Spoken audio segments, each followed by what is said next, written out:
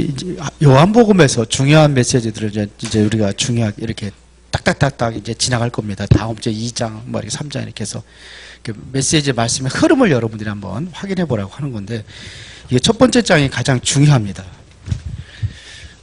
제가 좀 간단하게 좀 이렇게 설명을 하자면은, 하나님께서 창조에 대한 분명한 창조 원리가 있습니다. 여기 창세기 1장에서 설명하는 겁니다. 창조 원리. 창세기 1장에서 물고기 물에 살아야 되고 나무는 땅에 뿌리 박고 살아야 되는 거고, 그게 원리예요. 새들은 공중에 날며 살아야 되고. 그래서 먼저 물고기가 살 수 있는 배경을 만들어 놓고 물고기를 만드는 거예요.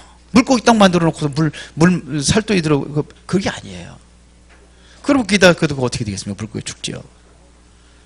그렇게 만들어요. 왜 인간을 맨 마지막에 만들었느냐?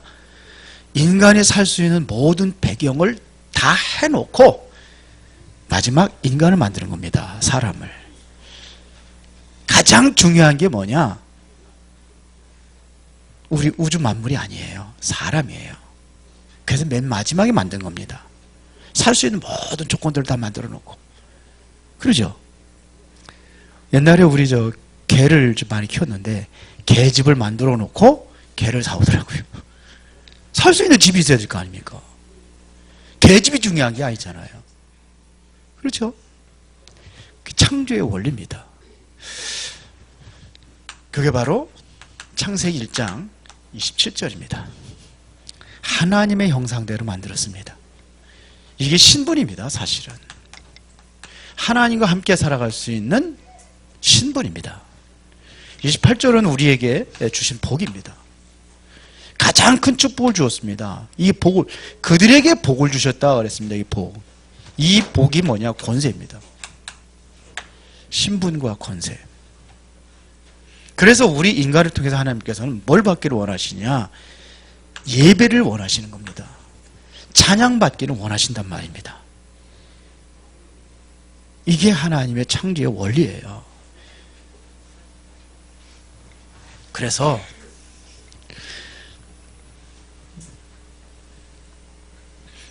예수님께서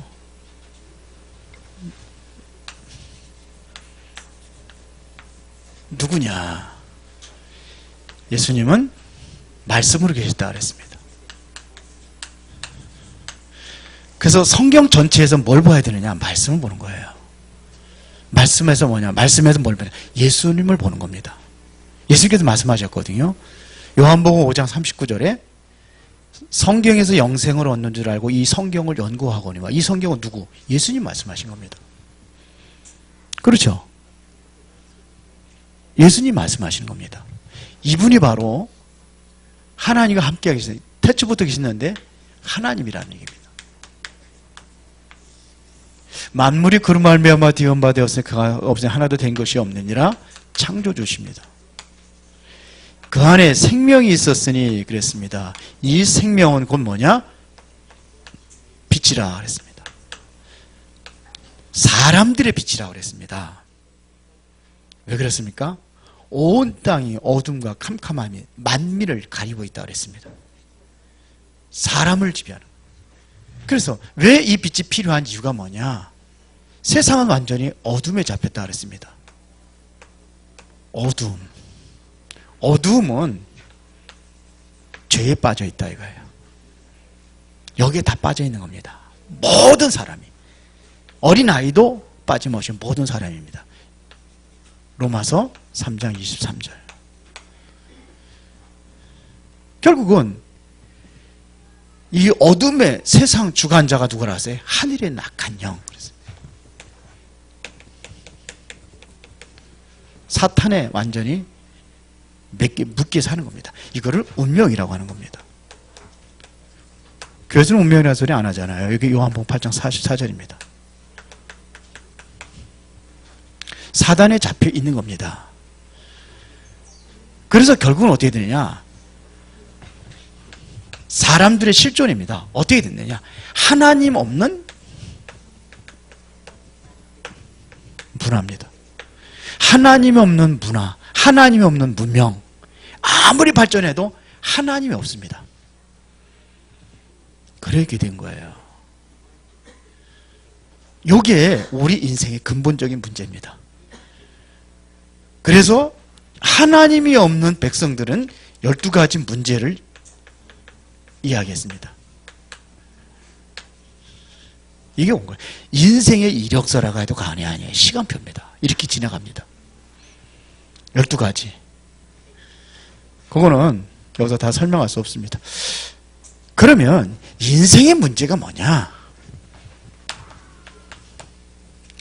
이게 바로 인생의 문제입니다. 근본 문제입니다. 여기에 모든 문제가 다 들어있습니다. 여기에 바로 이 문제의 시작이 바로 어디서 시작했냐? 창세기 3장입니다. 하나님과 함께 사는 이곳을 성경에서는 뭐라고 했냐면 에덴이라고 그랬습니다. 에덴. 에덴이라는 뜻이 뭐예요? 이게 지극히 즐거운 그 락을 얘기하는 거예요. 에덴. 이 안에 있어야지만 행복한 겁니다. 여기 에덴이에요. 왜 에덴이냐? 하나님과 함께하는 곳이기 때문에 에덴입니다.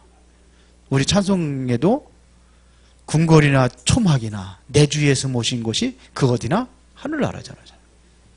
이거예요. 우리 인생의 문제가 뭐냐? 이거예요. 다음 주 우리 저 창의 이슈 오전이라고 그래가지고 뭐 인터뷰를 한다고 뭐 쪽지 종이 하나 갖고 있더라고. 언제 복음을 발견하게 되느냐 뭐 이런 거 묻더라고. 거기에 인생의 문제가 뭐냐? 저는 사실 충격받은 건 아닌데 서서히 알면서 이게 와닿았어요. 내 인생의 문제. 그냥 모르고 살아가고 있는 거예요. 모르는 거. 저는 그렇게 얘기합니다. 희미하게 아는 거는 모르는 거하고 똑같다고. 희미하게 아는 건 모르는 거와 똑같습니다. 아니 어쩌면은 희미하게 알고 있는 것 그 자체가 더 저주입니다. 왜 그러냐? 나는 믿는다고 생각을 하니까요. 그렇죠. 그래, 나 믿는데 믿는다고 생각하니까. 죄송하지만 우리 송 집사님도 그랬단 말이에요. 나 잘 믿는데. 그래서 참 진짜 하나님의 은혜죠. 아담과 하와가 그랬어요. 하나님이 직접 말씀 들었잖아요. 먹지 말라. 먹으면 죽으리라. 근데 희미하게 알았어요. 대충 알아들었어요. 하나님은 정령 죽으리라 그랬는데 아담은 뭐라고 그랬습니까? 죽을까 하노라 그랬어요. 이게 모르는 건 똑같아요. 결국 어떻게 합니까? 선악과 따먹잖아요. 그래서 저주받잖아요. 이게 창세기 3장 문제입니다. 누가 들어왔어요? 사탄이 들어왔습니다. 사탄이 들어와가지고 뭐냐면 미혹을 했습니다. 선악과 따먹은 것 그 자체가 그것도 문제지만 진짜 중요한 건 하나님처럼 되려고 한 게 문제입니다. 이게 죄입니다. 그래서 하나님을 떠나게 됩니다. 쫓겨납니다. 이게 우리 인간의 실존이다. 이걸 얘기한 거예요. 그러면 뭐가 필요합니까? 답이 있어야 될 거 아닙니까? 그래서 이 문제를 해결하기 위해서 창세기 3장 15절에 여인의 후손을 약속을 한 겁니다. 이게 그리스도입니다. 메시아. 헬라어로다는 그리스도. 히브리어는 메시아. 요걸 기다리는 겁니다. 이걸 원시복음이라 이렇게 얘기를 해요. 신학적인 용어로 원시복음. 이게 누구냐 이거예요. 다시 말하면 그리스도. 여인의 후손을 보내주셔서 이 사탄의 머리를 깨겠다는 겁니다. 모든 문제가 그는 여기입니다. 다 연결, 죄도 여기가 연결된 겁니다. 그래서 그렇게 얘기한 거예요. 사탄에 의해서 이게 죄가 연결, 어둠의 세상 주관자로 되어 있잖아요. 그래서 요거 그리스도입니다. 그리스도란 뜻이 뭐냐? 여러분들 한번 그리스도 인터넷 들어가 보면은 이렇게 나옵니다. 기름 부음 받은 자. 이 뜻이 뭐예요? 기름 부음 받은 자 이런 뜻이에요. 기름 부어 세운 세 가지 직분이 누굽니까? 제사장, 왕, 선지자. 이게 그리스도입니다. 우리 인생의 근본적인 문제 완벽하게 해결했습니다. 어디서요? 십자가에서. 이 빛이란 말이에요. 이 빛이 생명의 빛. 어둠에 가려있는 이 빛이 비쳐야 이게 눈이 열려지는 거예요. 이게 전부 다예요. 이 사실을 믿고 요한복음 1장 12절에 뭐하라? 영접하라는 겁니다. 영접은 뭐냐? 예수가 그리스도라는 사실을 믿는 겁니다. 입으로 예수님 내 마음에 들어오세요. 그게 영접이 아니에요. 이 사실을 믿는 게 영접입니다. 그래서 복음을 정확하게 설명을 하고 이해하고 이게 맞습니다. 고백을 하는 게 영접이에요. 영접하는 자 그랬거든요. 곧 그 이름을 믿는 자. 그 이름이 뭡니까? 그리스도가 예수다. 이렇게 믿는 거예요. 인생의 답입니다. 그러면 끝나는 거예요. 그러면 뭐냐? 신분과 권세 회복이 되는 거예요. 하나님의 자녀가 되는 뭘 줬어요? 권세를 주셨다 그랬어요. 이걸 좀 더 구체적으로 해서 7가지로 거기 밑에 맨 밑에 결론에 이게 기록을 해놨습니다. 이게 답니다. 아셨죠? 이게 최고의 축복이에요. 이게. 저도 교회 열심히 다녔거든요. 열심히 특심이었습니다. 그러다 보니까 목사가 됐는지 모르겠지만 하여튼 그렇습니다. 이거는 여러분들이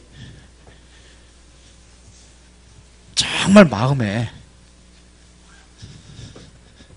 꼭 여러분들 마음에 깊이 뿌리가 내려져야 돼요. 각인이 박혀져야 됩니다. 지금도 아직도 창세기 3장, 6장, 11장 다 그렇게 하고 있습니다.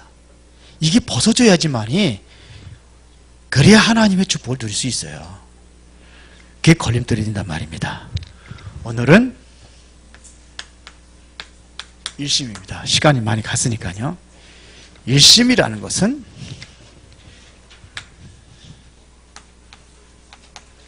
이렇게 쓰는 거죠. 마음심자. 일심 이렇게 씁니다. 한 마음이다 이런 뜻이죠. 하나의 마음이다 이런 얘기입니다. 자, 하나님의 우리에게 주신 약속이 있습니다. 뭐의 약속? 하나님의 말씀은 어떤 말씀이냐? 약속의 말씀입니다.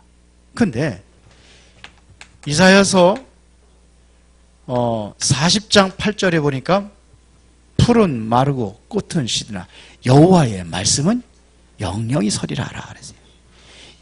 바로 변함이 없는 것을 얘기하는 거예요. 일심의 변함. 변함이 없는 것은 뭐냐? 하나님의 말씀입니다. 이것은 영원히 변하지 않습니다. 그러면 이 약속의 말씀은 변하지 않는다는 것은 반드시 뭐한다? 성취된다 이거예요. 말씀을 붙잡으면 반드시 성취됩니다. 여러분들이 말씀을 통해 나의 언약을 내가 딱 잡았다. 안 무너져요. 괜찮아요. 다 지나가요. 사단이라는 곳은 사단이 계속 공격을 할 수도 있어요. 그게 속지 마시기 바랍니다. 자꾸 문제를 일으키고 사건을 일으켜서 나를 무너지게 만든단 말이에요. 여러분들이 복음 안에 이 언약 빛의 그리스도를 여러분들이 복음의 나의 언약으로 붙잡고 있다고 한다면 사단이 공격을 해도 말씀은 반드시 성취됩니다. 그렇죠. 마태복음 5장 17절 18절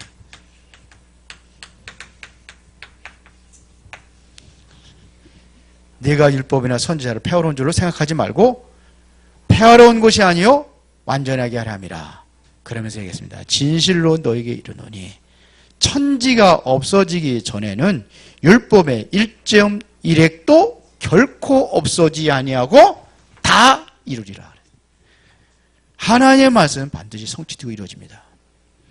여러분들이 이 말씀을 붙잡고 집중할 때에 여러분들에게 실제적인 말씀이 체험되는 역사가 이루어지면 돼요. 이러면 끝나는 겁니다. 말씀이 체험되어버리면 끝나는 겁니다. 이 응답을 누려야 되는 거예요. 그래서 우리가 일심이라는 얘기를 하는 겁니다. 일심이라는 것은 하나를 이야기하는 겁니다.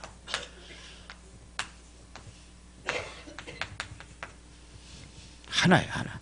둘이 아니에요. 이심이 아닙니다. 하나입니다. 그러면 그게 뭐냐 이거예요. 뭐가 하나입니까? 진리가 하나다 이거예요. 진리. 요한복음 8장 32절에 보니까 진리를 알지니 진리가 너희를 자유케 하리라 그랬어요. 진리가 너희를 자유케 하리라. 그 진리가 누굴 얘기하는 겁니까? 요한복음 14장 6절에 예수님께서 말씀하셨습니다. 내가 곧 길이요 진리요 생명이니 나로 말미암지 않고는 아버지께로 올 자가 없느니라 그랬어요. 이게 일심이에요. 다른 게 없어요. 베드로가 그래서 다른 이로서는 구원을 얻을 수 없나니 천하 사람 중에 구원을 얻을 만한 다른 이름을 우리에게 주신 일이 없습니다. 사도행전 4장 12절이죠. 진리입니다. 다시 말하면 그리스도를 얘기하는 겁니다. 여기에 여러분들이 일심이 되어질 때에 누려지는 게 있습니다. 그게 하나님의 나라입니다. 여러분들의 마음에 성령이 함께 하신단 말이에요. 그럴 때에 이 여기에 대한 확실한 믿음을 가질 때에 성령께서 이제 역사가 일어나는 겁니다.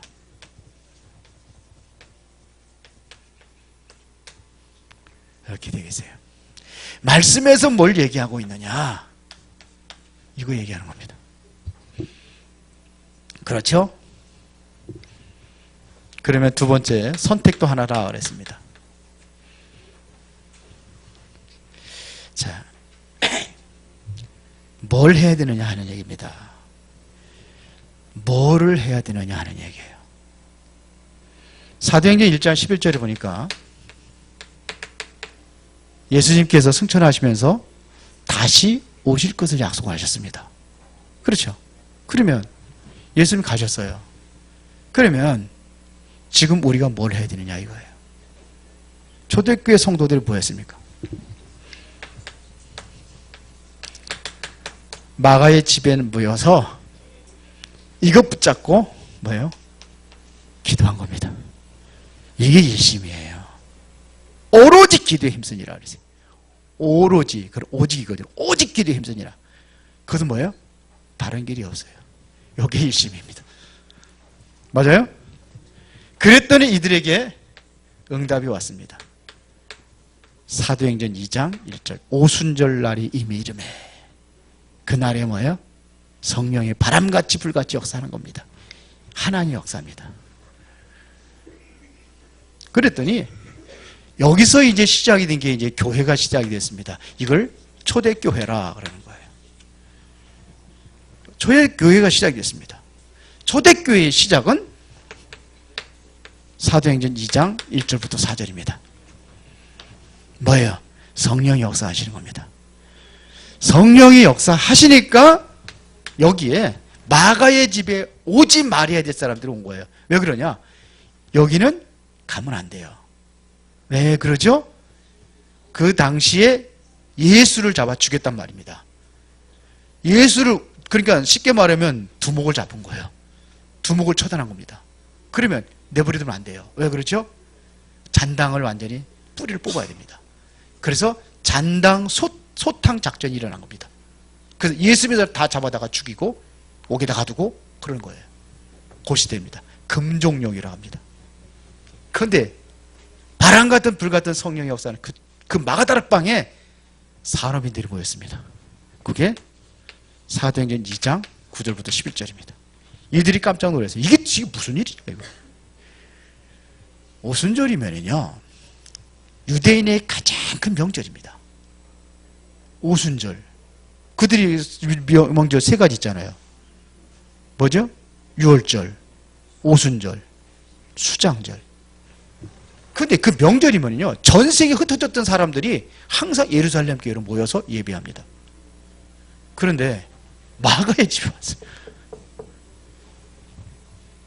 불가능한 일이 일어난 겁니다. 일이 일어났습니다. 거기에 보니까 금종령이 내려가지고 지금 예수 얘기 말하지도 못하게 하고 가지도 못하게 했는데 보세요.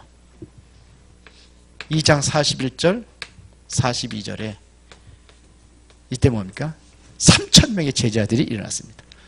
지금 성경은 3,000 신도라고 되어 있는데 바로 전 성도가 그 전 성경이 맞아요. 3,000 제자. 그런데 이들이 하나같이 어떻게 하느냐? 사도들의 가르침을 받아 강단입니다. 떡을 떼며 그랬습니다. 이건 애찬과 성찬입니다. 서로 교제하고 그러면서 오로지 기도에 힘쓰니라 그랬어요. 오로지 기도입니까? 이게 일심이에요. 이렇게 돼버린 겁니다. 하라고 그래서 한 게 아니라 되어진 겁니다. 그러면 우리는 어디부터 시작이 되느냐 이거예요. 하나님 약속 말씀 잡고 뭐 하느냐? 집중하는 겁니다. 그리스도, 하나님의 나라, 성령 충만. 이러면은 이거에 우리가 집중할 때 이제는 하나님의 성령이 역사하시면은 이제 이때부터 시작이 되게 되어 있습니다. 그래서 결론은 여러분들이 교회도 하나입니다. 그러면 삶의 중심이 이렇게 돼야 돼요. 교회 중심.